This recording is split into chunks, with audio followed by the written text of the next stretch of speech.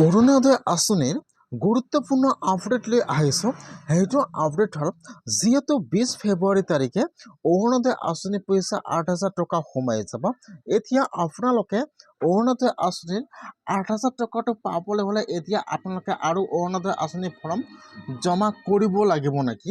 আৰু যিসকলে এইবাৰ অৰুণোদয় আঁচনি 3.0 নতুনকৈ এপ্লিকেশ্যন কৰিছে, এতিয়া সেইসকলে 20 ফেব্ৰুৱাৰী তাৰিখে অৰুণোদয় আঁচনি পইচা 8,000 টকাটো লাভ কৰিব নে নকৰে, বা আপোনালোকে অৰুণোদয় আঁচনিৰ 8,000 টকাটো পাবলৈ হ'লে এতিয়া আপোনালোকে KYC কৰিব লাগিব নেকি? মই আজি এইটো ভিডিঅ'ত অৰুণোদয় আঁচনিৰ সম্পূৰ্ণ প্ৰচেছ ষ্টেপ বাই ষ্টেপ জনাই দি আছোঁ।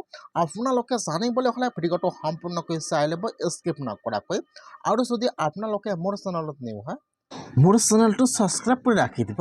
এইবাৰ কোনসকলে অৰুণোদয় আঁচনি পইচা 20 ফেব্ৰুৱাৰী তাৰিখে লাভ কৰিব, আৰু যিসকলে এইবাৰ নতুনকৈ আবেদন কৰিছে সেইসকলে অৰুণোদয় আঁচনি পইচা লাভ কৰিব নে নকৰে।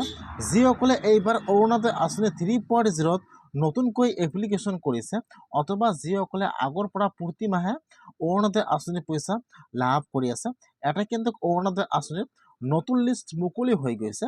যিসকলে অৰুণোদয় আঁচনি পইচা 8,000 টকা লাভ কৰিব সেইসকলৰ নাম কিন্তু লিষ্টত আহি গৈছে। এতিয়া আপোনালোকে কিন্তু ফাৰ্ষ্ট অৰুণোদয় আঁচনিৰ নতুন লিষ্টটো চেক কৰিব লাগিব যে আপোনালোকৰ লিষ্টত নামটো আহিছে নে অহা নাই। যদি আপোনালোকৰ লিষ্টত নাম থাকে তেনেহ'লে কিন্তু আপোনালোকে অৰুণোদয় আঁচনিৰ 8,000 টকাটো লাভ কৰিব, আৰু যদি আপোনালোকৰ নামটো লিষ্টত নাথাকে তেনেহ'লে কিন্তু আপোনালোকে অৰুণোদয় আঁচনিৰ পইচাটো লাভ নকৰিব। এতিয়া যদি আপোনালোকে এতিয়া অৰুণোদয় আঁচনিৰ লিষ্টটো চেক কৰা নাই, যদি আপোনালোকৰ লিষ্টৰ প্ৰয়োজন হৈ গৈছে তেনেহ'লে আপোনালোকে কমেণ্টত জনাই দিব, মই আপোনালোকক লিষ্টটো দি দিম।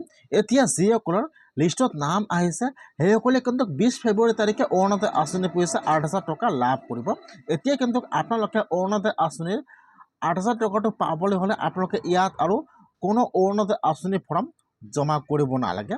যেনেকুৱাকৈ আপোনালোকে প্ৰতি মাহে অৰুণোদয় আঁচনি পইচা লাভ কৰি আছিল, আপোনালোকৰ একাউণ্টত অট'মেটিকলি অৰুণোদয় আঁচনি পইচা 20 ফেব্ৰুৱাৰী তাৰিখে 8,000 টকাটো সোমাই যাব।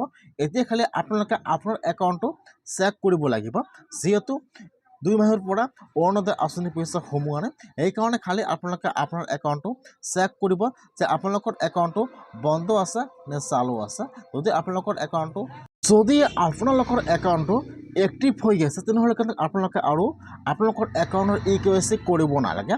আৰু যদি আপোনালোকৰ একাউণ্টটো বন্ধ হৈছে বা আপোনালোকৰ একাউণ্টৰ কিবা এটা প্ৰব্লেম আছে তেনেহ'লে আপোনালোকে আপোনাৰ একাউণ্টটো KYC সম্পূৰ্ণ কৰিব লাগিব, নহ'লে কিন্তু আপোনালোকৰ পইচাটো পেণ্ডিং হৈ থাকিব। সেইকাৰণে খালি আপোনালোকে আপোনাৰ একাউণ্টটো চেক কৰিব, আৰু আপোনালোকে অৰুণোদয় আঁচনিৰ লিষ্টটো চালেও যে আপোনালোকৰ লিষ্টত নামটো আহিছে নে অহা নাই। যদি আপোনালোকৰ লিষ্টত নাম থাকে তেনেহ'লে কিন্তু আপোনালোকৰ একাউণ্টত অৰুণোদয় আঁচনি পইচা 20 ফেব্ৰুৱাৰী তাৰিখে 8,000 টকা সোমাই যাব। আজি অৰুণোদয় আঁচনি গুৰুত্বপূৰ্ণ আপডেট।